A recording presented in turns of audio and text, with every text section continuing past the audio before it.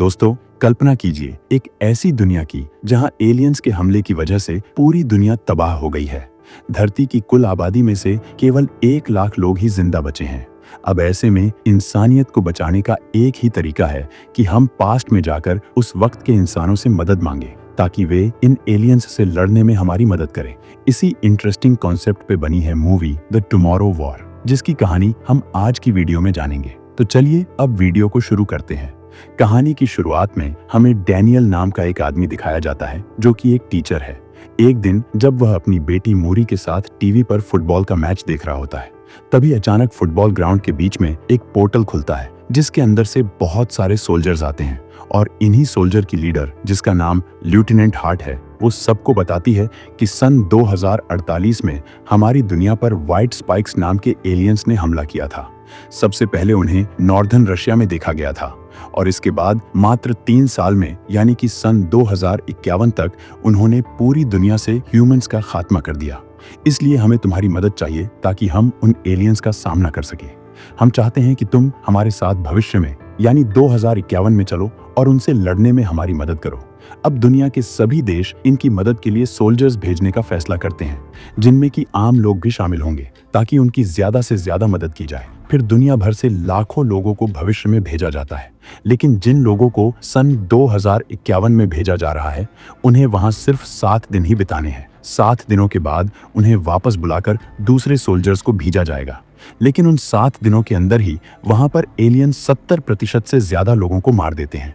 अब यहाँ पर डैनियल को भी एक मैसेज आता है जिसमें उसे रिसर्च सेंटर में बुलाया जाता है और उसे बताया जाता है कि उसे भी वार्म होल से सन 2051 में भेजा जाएगा। उसके हाथ में वो एक बैंड बांध देते हैं और कहते हैं कि इस बैंड के जरिए हम तुम्हें ट्रैक कर सकते हैं। अगर 7 दिनों तक तुम जिंदा रहे तो हम तुम्हें ट्रैक करके वापस ले आएंगे। हालांकि डैनियल नहीं जाना चाहता, लेकिन उसके पास अब कोई भी चॉइस नहीं है, उसे जाना ही पड़ेगा। डैनियल इसके बाद अपनी वाइफ से मिलता है और उसे वह बैंड दिखाता है, जिसे देखकर उसकी पत्नी समझ जाती है कि डैनियल भी वॉर में यानी कि सन 2051 में भेजा जा रहा है, जहां से वापस आना बहुत मुश्किल है। इसीलिए वह कहती है कि मैं तुम्हें जाने नहीं दूंगी, मगर डैनियल उसे समझाता है कि हम चाहकर भी कुछ नहीं कर सकते हैं। जो बैंड मेरे हाथ में लगाया गया है, इस बैंड की मदद से वो मुझे कभी भी और कहीं भी ढूंढ सकते हैं और मुझे पकड़कर भविष्य में भेज सकते हैं। डैनियल की पत्नी कहती है कि हमें तुम्हारे पिता की मदद लेनी चाहिए, वो ही इस गैजेट को तुम्हारे हाथ से निकाल सकते हैं। डैनियल अपने पिता को बिल्कुल पसंद नहीं करता, क्योंकि जब वो छोटा था तो उसके पिता उसे और उसकी मॉम को छोड़कर चले गए थे। पर अपनी वाइफ के कहने पर वो अपने पिता के पास जाता है, जहां पर उसके पिता कहते हैं कि मैं इस डिवाइस को तुम्हारे हाथ से निकाल दूंगा। लेकिन उस डिवाइस को निकालने से पहले ही इन दोनों के बीच में आर्ग्यूमेंट्स हो जाती हैं और डैनियल गुस्सा होकर वहां से चला जाता है। फिर अपनी बीवी और बेटी से मिलकर वह रिसर्च सेंटर पर पहुंचता है, जहां से उन्हें भविष्य में भेजा जाएगा। उसके अलावा भी वहां बहुत सारे लोग होते हैं जिन्हें कि भविष्य में भेजा जाएगा। उनके सामने एक आर्मी का ऑफिसर प्रेजेंटेशन दे रहा होता है। तभी एक लड़की पूछती है कि जब हमारे पास टाइम ट्रेवल करने की शक्ति है तो क्यों ना हम सन 1948 में जाए, जब एलियंस हमारी दुनिया में आए थे, और उन्हें हमारी दुनिया में आने से पहले खत्म कर दें। तब वो ऑफिसर कहता है कि हमारे पास जो टाइम मशीन है वो केवल 30 साल के अंतराल में ही काम कर सकती है। या तो हम यहाँ से सन 2041 में जा सकते हैं या 2041 से सन 2022 में। इसके अलावा हम किसी भी समय में नहीं जा सकते हैं। अब यहाँ पर इनकी ट्रेनिंग शुरू हो जाती है। ट्रेनिंग के दौरान ही यहाँ पर लेफ्टिनेंट हार्ट आती है और वो कहती है कि भविष्य में यानी कि सन 2051 में एलियंस ने हमारी लैब के ऊपर हमला कर दिया है, जो कि हमारा एक बहुत ही इंपॉर्टेंट एरिया है। इसलिए आप सभी को अभी सन 2051 में भेजा जा रहा है और फिर उन सबको वार्म हॉल की मदद से भविष्य में भेजा जाता है। मगर इससे पहले कि वे 2051 में पहुंचते, उस वार्म हॉल में कुछ दिक्कत आ जाती है, जिस वजह से उनकी लैंडिंग लोकेशन चेंज हो जाती है और वे सभी आसमान से नीचे गिरने लगते हैं। पर किस्मत से डैनियल और कुछ लोग एक बिल्डिंग के ऊपर बने स्विमिंग पूल में गिरते हैं, जिससे कि उनकी जान बच जाती है और उनके अलावा बाकी सभी लोग मारे जाते हैं। अब क्योंकि उनका लीडर भी इन सब में मारा जाता है, तो इसलिए 2051 के मिलिट्री की एक कर्नल डैनियल से संपर्क करके उसे सबका लीडर बनाते हैं और उसे मिशन दिया जाता है कि उसे लैब में जाना होगा, जहां पर उनके कुछ साथी हैं, और उन्हें बचा कर लाना होगा। पर जब डैनियल वहां पहुंचता है तो वो देखता है कि वहां पर सब के सब मारे जा चुके हैं। वह ये बात कर्नल को बताता है। कर्नल उसे कहती है कि वहां पर बहुत ही इंपॉर्टेंट हार्ड ड्राइव है, तुम्हें उसे हासिल करके वापस लाना होगा। डैन अपने साथियों के साथ हार्ड ड्राइव हासिल कर लेता है और तभी एलियंस इन पर हमला कर देते हैं। अब क्योंकि यहाँ पर बहुत सारे एलियंस होते हैं, इसलिए इस जगह को बॉम्ब से ब्लास्ट करने का ऑर्डर दिया जाता है। डैनियल और उसके सभी दोस्त वहां से बाहर निकल जाते हैं और इस जगह को बॉम्ब से ब्लास्ट कर दिया जाता है, जिसमें वहां के सारे एलियंस मारे जाते हैं।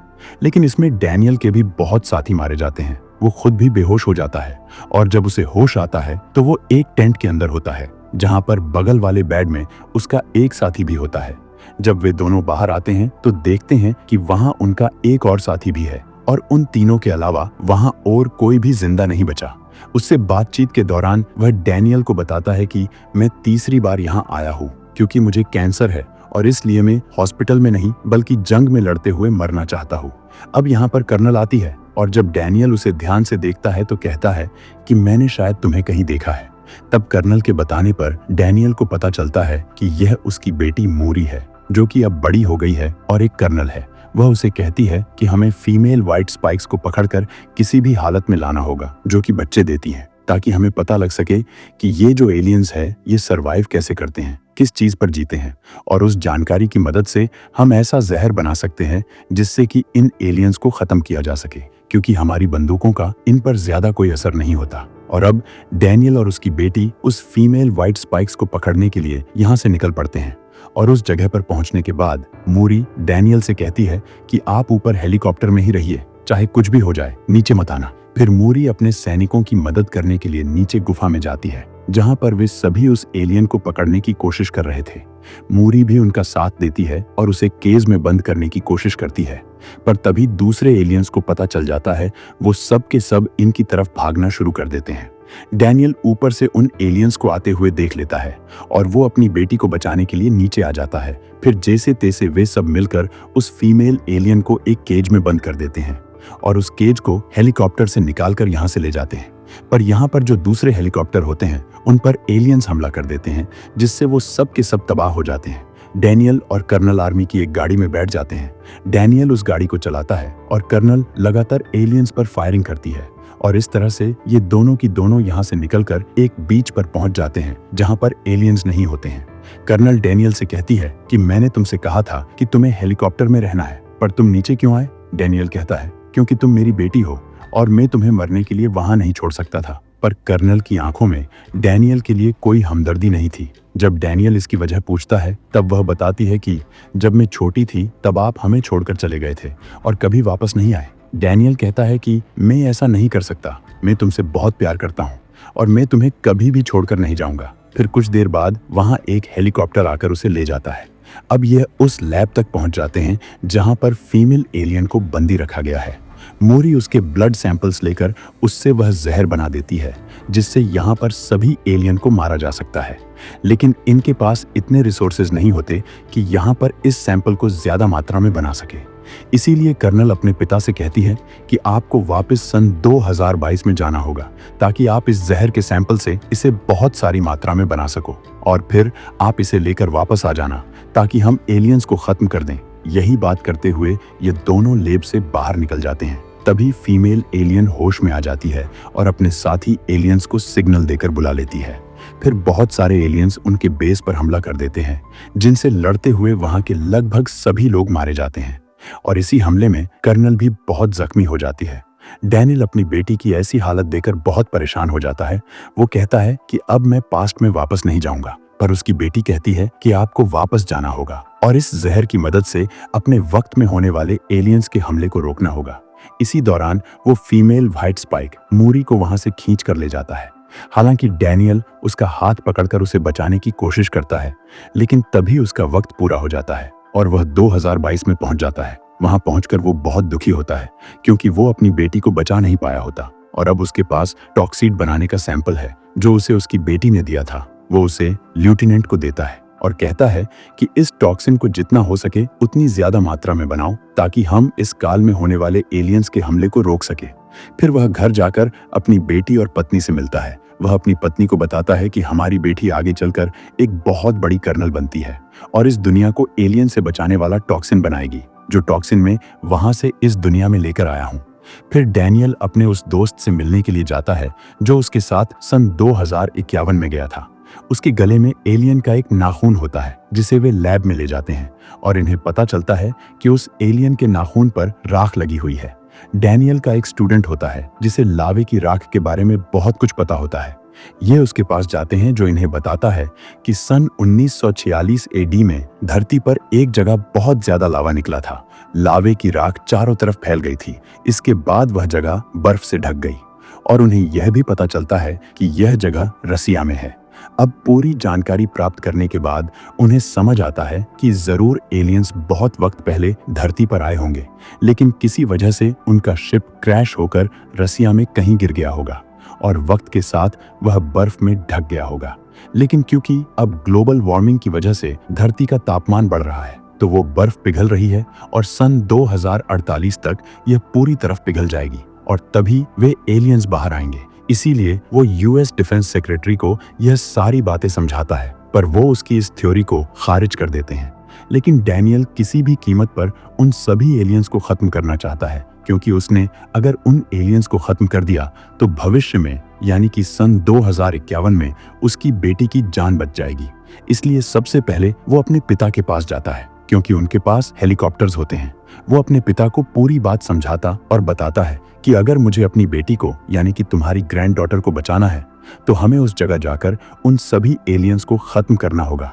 उसके पिता भी अपनी ग्रैंड डॉटर से बहुत प्यार करते हैं, इसलिए वे मान जाते हैं। फिर डैनियल अपने पिता लेफ्टिनेंट हार्ट और अपने 2 और दोस्तों के साथ रसिया जाता है, जहां वे बर्फ के पहाड़ों के अंदर जाते हैं और कुछ देर बाद उन्हें एलियंस का शिप मिल जाता है। जब वे अंदर जाते हैं तो उन्हें कुछ एलियंस दिखते हैं जो कि पूरी तरह बर्फ में जमकर मर चुके हैं।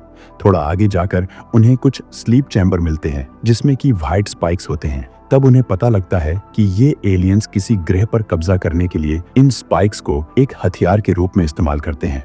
फिर जब उस टॉक्सिन की मदद से व्हाइट स्पाइक्स को मारना शुरू करते हैं, लेकिन उनकी हलचल से फीमेल व्हाइट स्पाइक जो सभी स्पाइक्स की क्वीन है वो अंडे से बाहर निकल जाती है, यानी कि वो जाग जाती है। ये वही है जिसने सन 2051 में डैनियल की बेटी को मारा था और अब वो इनके ऊपर हमला कर देती है और वहां से बाहर भाग जाती है। डैनियल का साथी कहता है कि तुम ऊपर जाओ, मैं यहाँ पर बॉम्ब ब्लास्ट करके सबको मार दूंगा। दरअसल उसे कैंसर है, इसलिए वो खुद अपने आप को सैक्रिफाइस करने का फैसला करता है।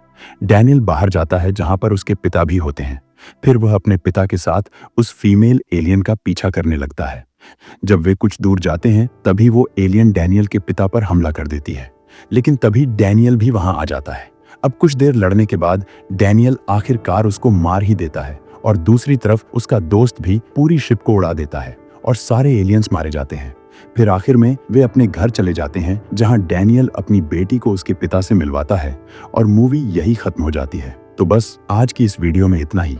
अगर आपको यह वीडियो अच्छा लगा तो इसे एक लाइक देकर चैनल को भी सब्सक्राइब जरूर से कर देना। मैं मिलता हूँ आपसे किसी और इंटरेस्टिंग मूवी के साथ। तब तक के लिए सायोनारा।